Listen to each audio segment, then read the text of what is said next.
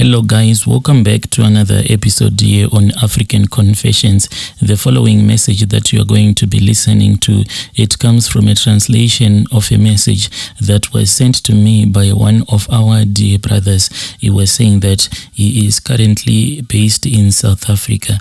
Strange things do happen in this world. The narration of that story reads like this. Hello brother Nashi, how are you? Can you please post for me his hidden identity? I am a man who is aged 57, and at this age that I am at right now, I only have one child, my son, that I had with this other woman that I was dating when I had arrived here in South Africa. I then fell in love with a local woman. Then we had our only child. But after that, my brother, when I started struggling in my business, that was when I did some rituals. And after I had done those rituals, I was then advised by that man who was assisting me. He told me that I had to run as far as away from my own wife, because if I kept on staying with her, then it meant that whenever a sacrifice would be needed from me, it's either I was going to dedicate her womb to this other charm that he was going to give me, or I was going to be required to sacrifice my own son. Simply because I loved my wife, I then decided that it was far much better for me to move to another province. And the way that I did this, it was quite in a painful way, because I told her that I had found another woman that I was willing to marry, and she was not good enough for me. When I arrived in South Africa, it was in the year 2013. And as an electrical engineer, when I arrived in Johannesburg, I then looked at the opportunities, and I saw that in those days, opportunities for electrical engineers, there were quite a lot. So I then started my own company, and my company was running very well. But unfortunately, the more that people from my own country came to seek for better opportunities, then the opportunities were really hard to get, and there was too much competition. I tried to look for different opportunities in different provinces, but it was the same. That was when I met this other man. The man that I met, Brother Nashi, he was saying that he is from DRC. He was the one who assisted me with all of those rituals that I ended up doing. As a man who really enjoyed social media, I was a man who was always there on Facebook. I loved Facebook and Instagram. By the time that Instagram came around, I was already heavily involved in all of these rituals. The reason why I would spend so much time on Facebook, it was because naturally I am a man who is attracted to beautiful women, and whenever I would approach a woman on Facebook, when they would look over my profile, they will see that this man, he seems to be loaded with a lot of money. So most of the women that I have approached on Facebook, few of them have resisted that temptation to date me. So when I was on Facebook, after I started facing a lot of challenges, that was when I came across this other man. The man was saying that he is from a certain secret society that I do not want to mention by its name. So I spoke with him, and like most people that come from West Africa, I thought that maybe he was going to end up scamming me of my money. So the first time that we did some of the charms, he had told me that I was supposed to send him 500 rands, and to me this was not quite a lot of money.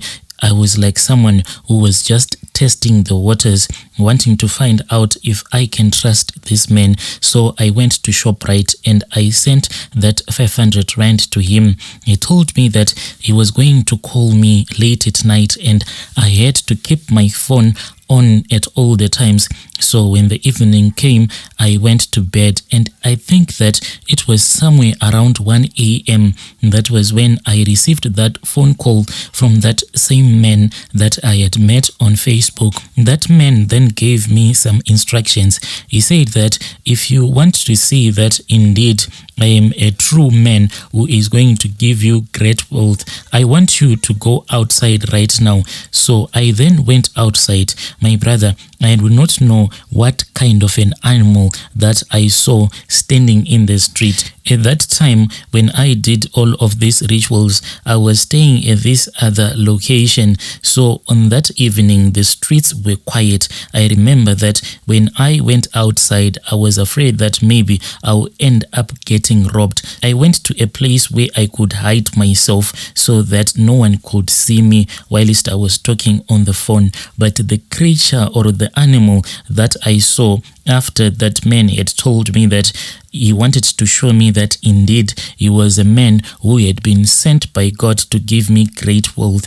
I do not even know how to explain that kind of an animal. I don't think that even if you go anywhere, you ever find an animal like that. This animal that I saw, it was looking like it was a man because it had 2 legs and it had a very big tail, and this big tail was full of furs. I could not see its face. It was like this creature didn't have a face as such, but you could feel that there was a face somewhere. It was covered in darkness.